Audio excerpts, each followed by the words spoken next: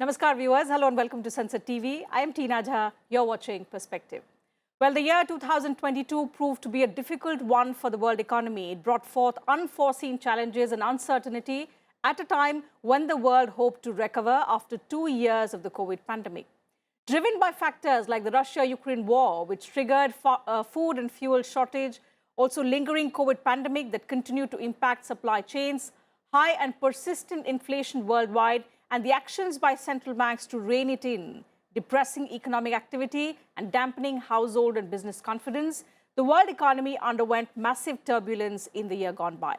Will this period of uncertainty and instability continue in 2023?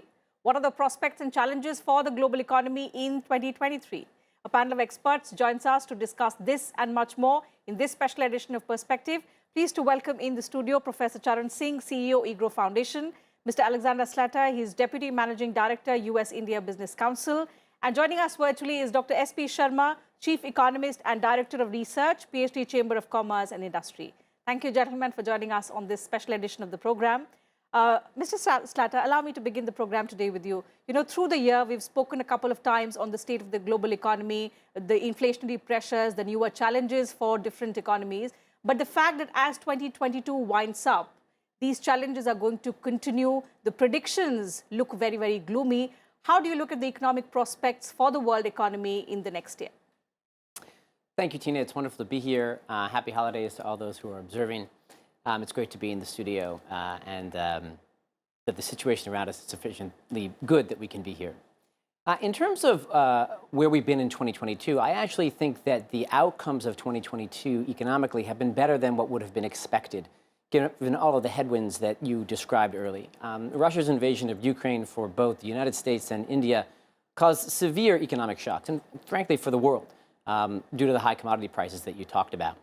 Coming out of COVID, with the supply chains being snarled, there are a lot of challenges facing us. And yet, here we are at the end of 2022. India is forecast to grow at about 7% and is likely to hit right around there. And the United States is going to have positive economic growth, it looks like, for the end of the year. Despite starting out with 2 quarters of a shrinking economy, it grew 3.2% in the third quarter, which is fantastic. Inflation is moderating in both economies. India, it's below 6% now, and the United States, it looks like it's below 6% as well. These are great improvements. Job creation in the United States also remains strong, but not too strong. And so I think, again, at the end of the year, we're better than where we are.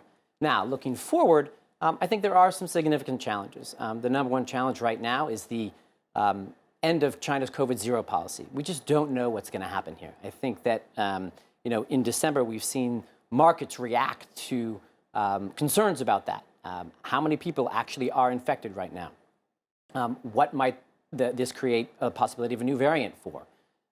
And looking further into the future, how are the higher rates of lending rates from central banks going to have an impact on countries with significantly higher debt loads than we've seen in a very, very long time?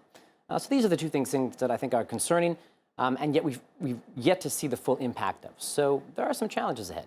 Of course, there are a lot of challenges, and because of which, Professor Singh, the IMF, the World Bank have given us a grim outlook for the upcoming year for major economies, barring India, which of course is expected and is projected to grow as the fastest growing major economy. But the fact that when we talk about these challenges, 1 year has gone by. 2022 was supposed to be the year of recovery after 2 years of pandemic. There were newer challenges that we faced. There's going to be a continuum of sorts in the year 2023 as well. What are some of the significant challenges that you see for the world economy now in 2023 as we end 2022 on a low? Yeah, I think you're very right. 2022 was expected to be a year of recovery. But then if you look at the growth pattern that happened in the previous year, 2021, where we were recovering and did better, 22 has really gone bad. But 23 is going to be the worst in terms of growth figures where the IMF has shown us. I was looking at the growth figures. If the overall global output is seen, it's going to crash from 6% to 2.7%. That is the latest, which was released by the IMF in October 2022. If you look at the country-wise, in countries like America, UK is the worst. Growth in 2021 was 7, going to probably crash to about 1% in 23. So this slump or a recession that is going to be set in, and this could be set in for various reasons, One is, as we just know, that the COVID has started showing its head again, but also there's this Russia-Ukraine war, which was just mentioned. Overall, because of the inflationary pressures that built in during the COVID by a liberal monetary policy that the advanced countries followed, the interest rate hike is almost leading into recession. Now, this interest rate hike, if it's going to lead into a recessionary phase, is going to impact emerging countries too, which were very cautious, especially India, in their laser beam approach during COVID, very cautious in what type of amount that they're putting in serving the people and trying to ensure that the livelihood happens. That is also going to get impacted, countries like this. So where are we going to get impacted? Countries like India are going to get impacted basically on exports. Our export markets are going to dry up in a big way. Then there is going to be capital flows, which even now, if you see in the last few months, capital portfolio flow went back. Of course, FDI kept coming into India. So on the capital flow, we are going to suffer, and then overall the confidence level that happens. So therefore, India and countries like India are going to suffer severely because of the slowdown in the advanced countries. Now, please remember, advanced countries like America account for 20% of world GDP. Then Europe and UK put together again account for about 23 to 25% of world GDP. If 45% of the world GDP is in the slump or in the recessionary phase, the sacrifice ratio they can suffer because they have the wherewithal, they have the strength to withstand that. But countries like India and other emerging countries will find it very difficult. That's the very reason that when initially we were to grow around 7%, but next year we should have grown much higher, our growth rate has been brought down to 6.1%. There's no doubt in what you said. We are the fastest growing economy of the world. But let me also mention that when you are so globally integrated through trade and capital flows, obviously some dent will happen to you. And that dent is happening to us.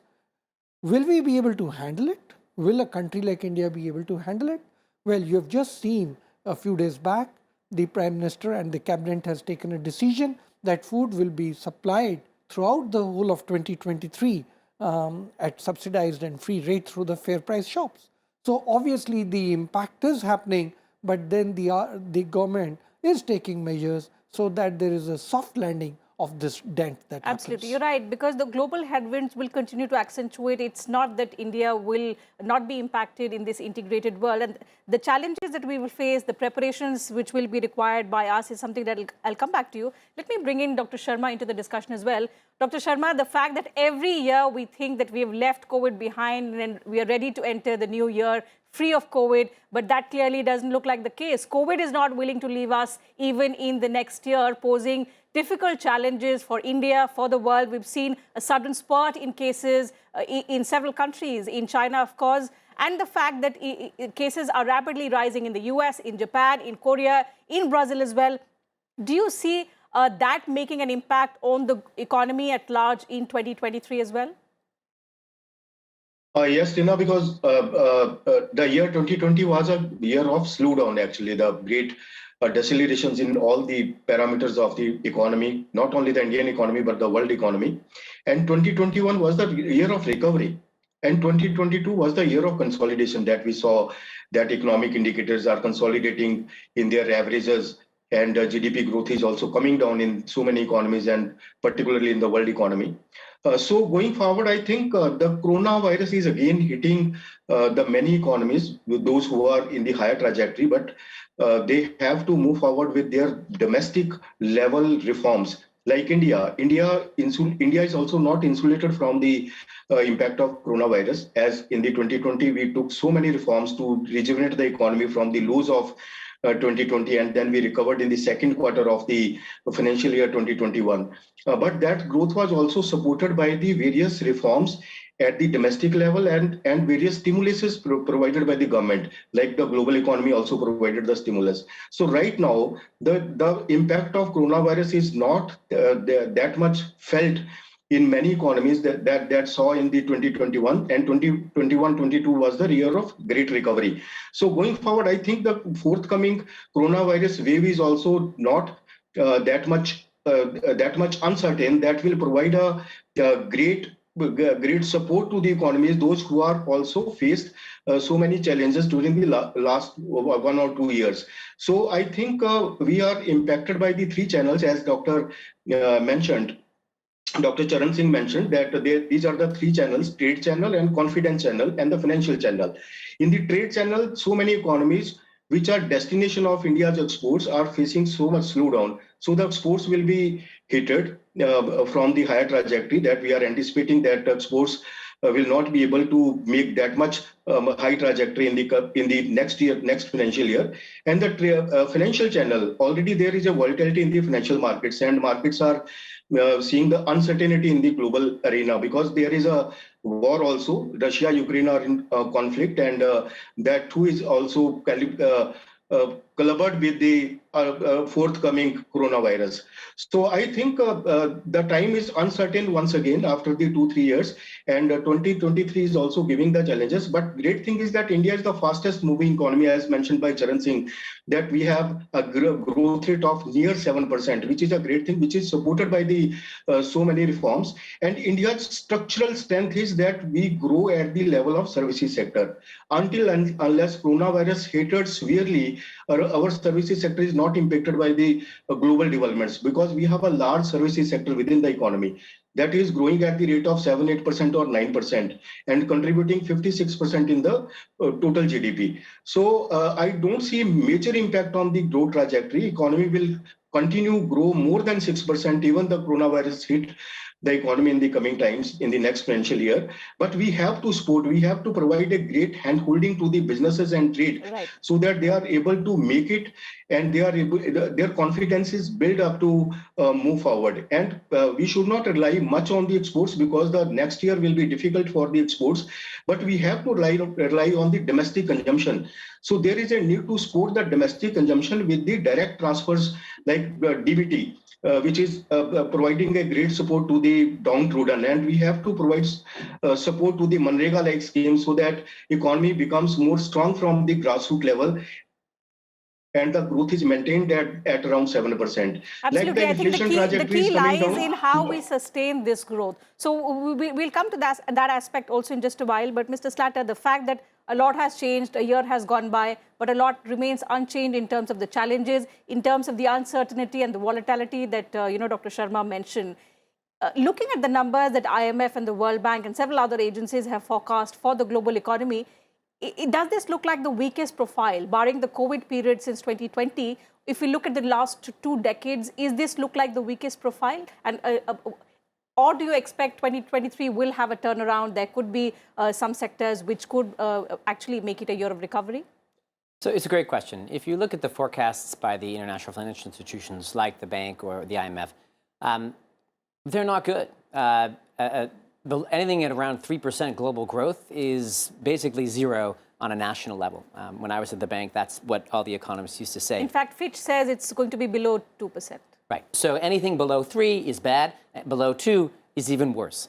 And so, we're probably in for tough times in 2023. But as, we've been talking about here, who's actually going to feel it, and what is the impact going to be? My sense is that, the challenges in 2022 really came from higher prices. That's what people were facing. In the United States, for example, there really wasn't a challenge of employment, because the unemployment rate is at or near record lows for most of the year and still below 4%. In India, growth has been strong. Again, it is the fastest growing large economy in the world at about 7% this year. That's good news. What is it going to look like next year? I do think that India will again be a leader when it comes to growth, but it's going to be lower than it was this year, and there will be challenges that come from that.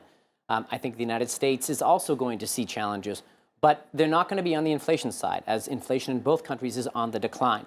The challenge that we are dealing with really is the impact of interest rates, and how long does it take for higher rates to impact the economy. Typically, it's about 6 months to a year. And so, many of the rises that took place a while ago, in the United States, that's about 2%. In India, it's probably about 1%, still haven't filtered their way through the economies. And so we're still going to see what things look like. And I think that's why people are so pessimistic So about even in the 2023. next year, can we expect the governments, the central banks to come up with measures that they have undertaken in the year gone by? So in terms of the rate hikes, is it something that we are going to witness more often in the next year as well? So I don't think you're going to see it more often. I do think that you will see rate hikes in the United States, for example, but I think they're going to decelerate. I think that the impact of the change in forecasts by the Federal Reserve, for example, is that they're going to be a little bit higher than originally forecast, and they'll be higher for longer.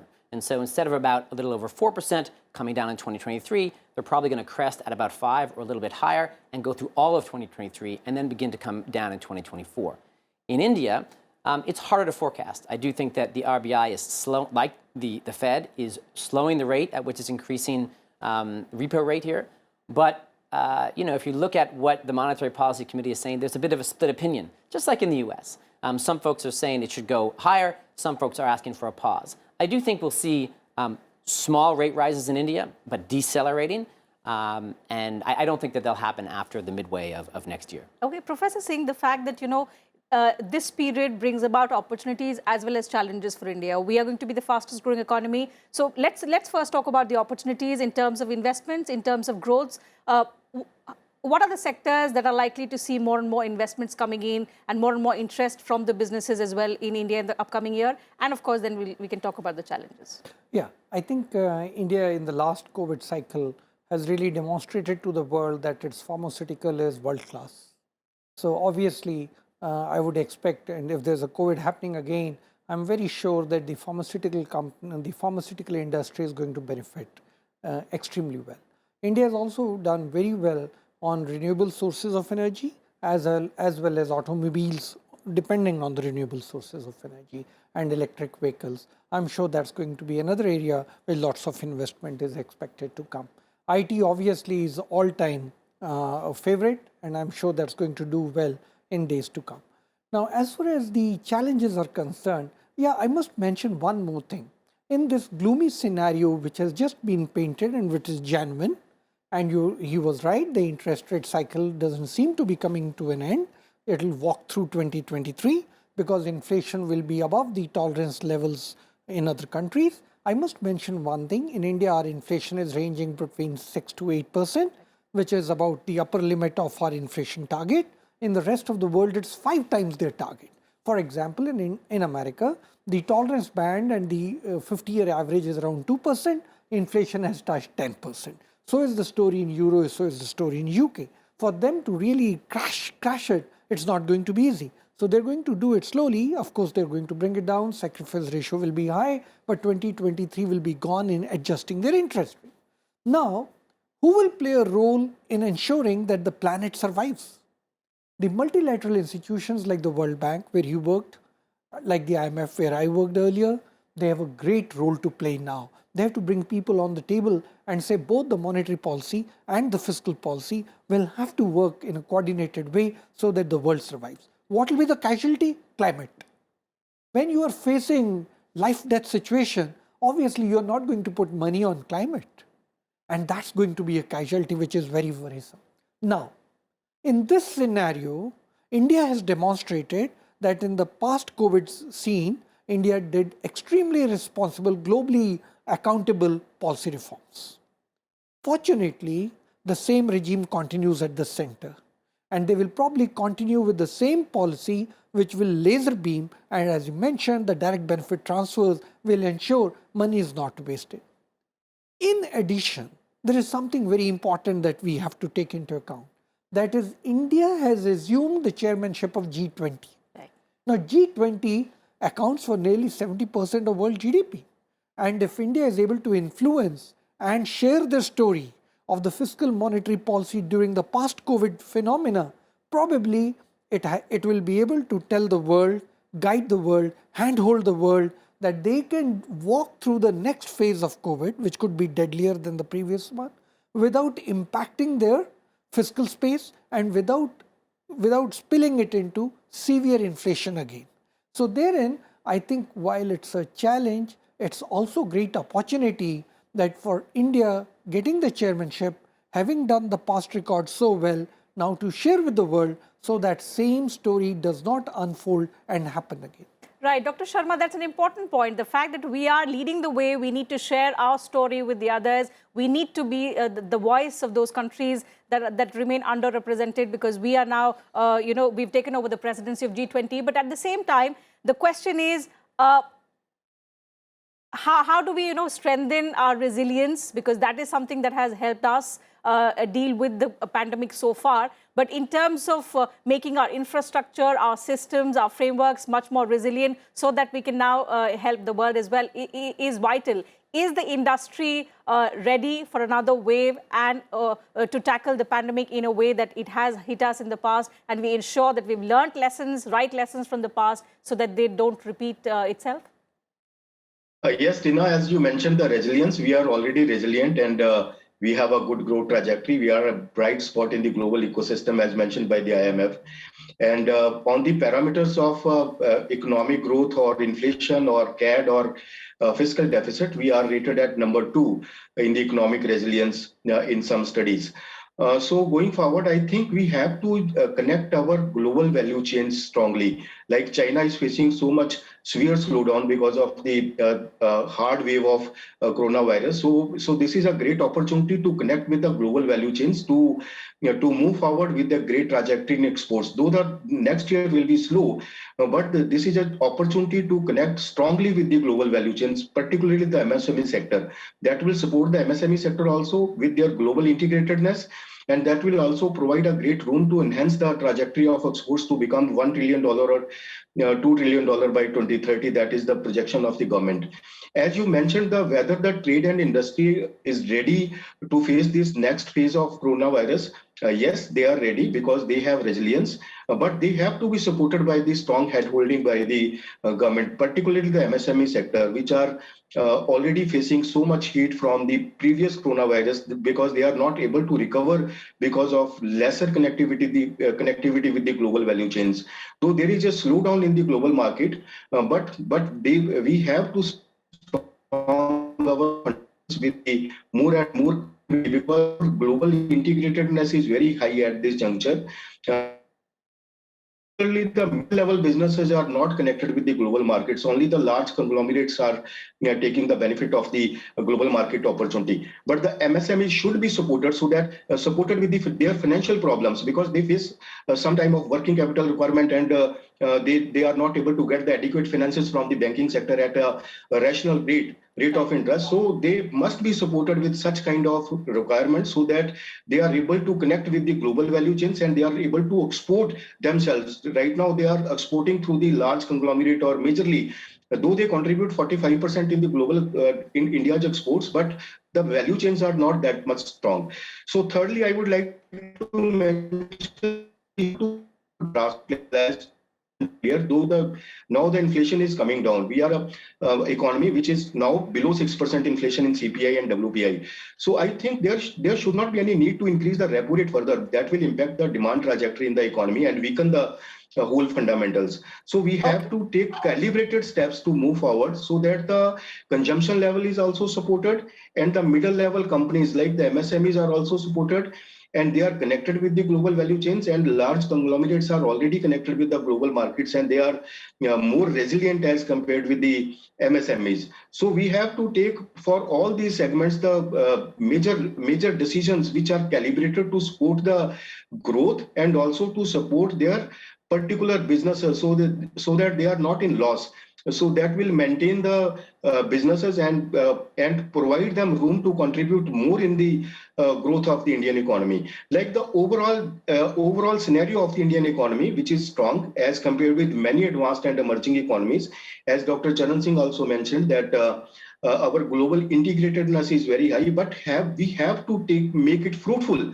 Though we are connected with the global markets, but we are not taking that much fruitfulness of the global markets, and we are only connecting with through the exports. But we have to attract the investments also, so that our Make in India program also becomes prominent and fruitful. You're so right. And in fact, FDI. Professor Singh did point out some of the sectors which may attract investments in the times to come, given the fact that we are able to sustain growth amid the global headwinds. But another important area, Mr. Slatter, that we've not been able to touch upon and on which the COVID has had a really denting impact is the global poverty reduction efforts. In fact, the recovery has been highly uneven in the past 3 years. And if the situation continues, the spurt in cases once again globally, this is something that will once again fall back. And this does not augur well for the world.